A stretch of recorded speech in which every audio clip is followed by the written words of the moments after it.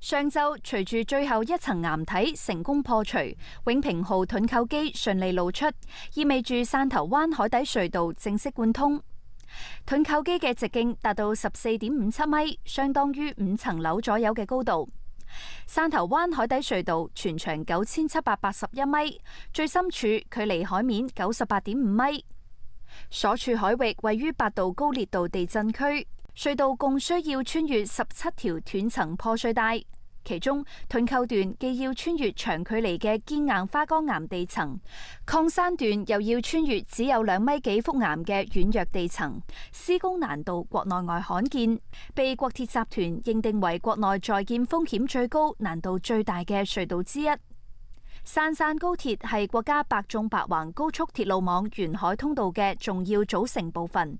線路起至汕頭站，終至汕尾站，正線全長162公里，設計時速350公里。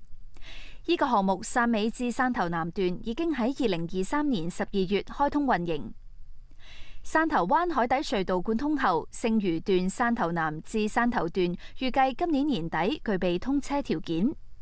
未來全線建成通車後，將會同廣汕高鐵、張汕高鐵等共同組成我國高速鐵路網沿海通道部分，打通粵港澳大灣區經粵東地區直達長三角地區嘅大通道。